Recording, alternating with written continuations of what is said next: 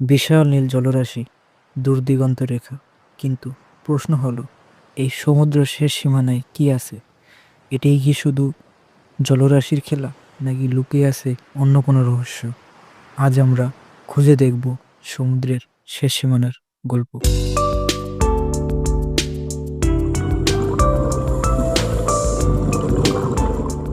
মানুষের কাছে সমুদ্র মানে এক সীমাহীন বিস্তার, কিন্তু দিগন্তের উপরে কি আছে?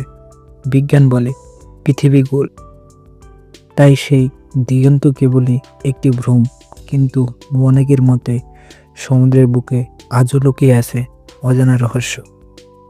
জীবনযাপন ও বেঁচে থাকার তাগিদে যারা সমুদ্রের বুক চিরে এগিয়ে যায়, তাদের কাছে সমুদ্রের শেষ সীমানা মানে শুধু রুটি রুজির গল্প।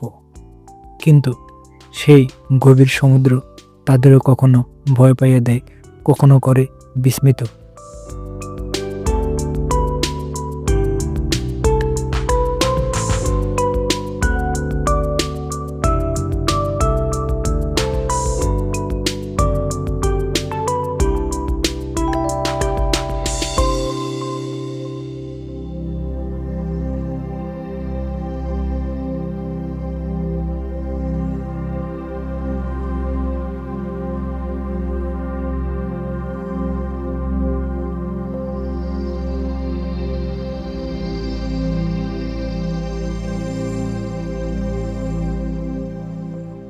জাহাজের ক্যাপ্টেনরা যখন গভীর সমুদ্রে যাত্রা করত, তারা খুঁজে ফিরত সেই অজানা প্রান্ত।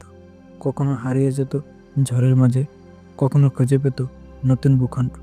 সমুদ্রের শেষ আসলে আমাদের কল্পনারই সীমানা। বিজ্ঞানীরা বলেছেন, সমুদ্র শুধু জলরাশি নয়, এটি জীবনের আধার, গ্রহের আবহাওয়া ও জলবায়ু নিয়ন্ত্রক।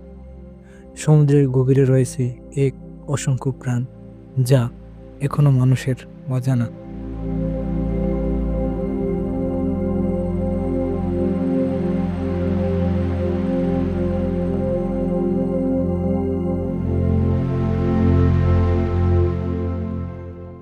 বুড়োরা বলতো, সমুদ্রের একদম শেষে মাথায় নাকি থাকে এক বিশাল দানব, যে চিরকাল পাহারা দেয় এই নীল জল। দিগন্তর দিকে তাকিয়ে সেই গল্প মনে পড়ে যায়। সমুদ্রের শেষ সীমানা কোথায়? হয়তো এর কোনো শেষ নেই, এটা কেবলই এক চলমান রহস্য।